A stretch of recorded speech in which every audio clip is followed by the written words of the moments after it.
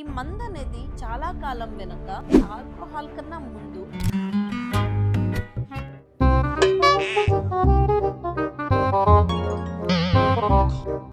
ఏందను అప్పటి నుంచే చూస్తున్నా, నా వైర్ని ఇరక్కొట్టేస్తున్నావు, ఏమైంది? అది కాదు మేము ఇందాక దారిలో వెళ్తాంటే వైన్ షాప్ దగ్గర ఆగాను. అక్కడ చూస్తే వరద బాధితులు కొట్టుకున్నట్టు కొట్టుకుంటున్నారు. ఏదురా తాగి వస్తారని చెప్పేసి అడిగితే వాళ్ళ డాక్టర్ చెప్పాడంట, కొంచెం కొంచెం మందు తాగితే ఫేస్ గ్లో అవుతుందంట, హార్ట్కి మంచిదంట. అది నిజమేనా? మంచి జరిగేది ఏదైనా మార్కెట్లో సులభంగా దొరుకుతుండడం నువ్వు ఎప్పుడైనా చూసావా?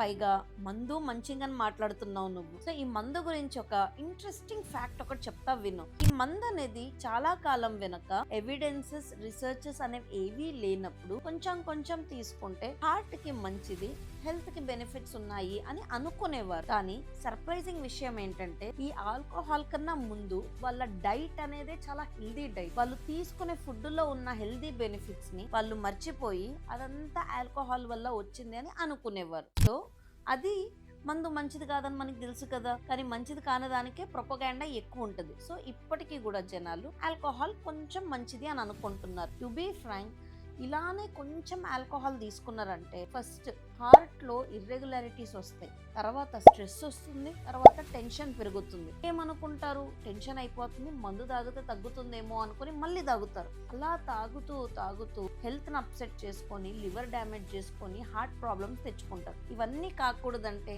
గుడ్ కొలెస్ట్రాల్ ఏదైతే పెంచుకోవాలో దాన్ని వర్కౌట్స్తో చేసుకోవచ్చు కదా, మంచి ఫుడ్తో చేసుకోవచ్చు కదా. ఇలా రోడ్డు పైన పోయి పడి వాళ్ళ మర్యాదలు వాళ్ళు ఎందుకు తీసుకోవాలనుకుంటావు? And this is doctor Sravanthi from Sunray hospital. Follow Karna Clinic for more health awareness topics.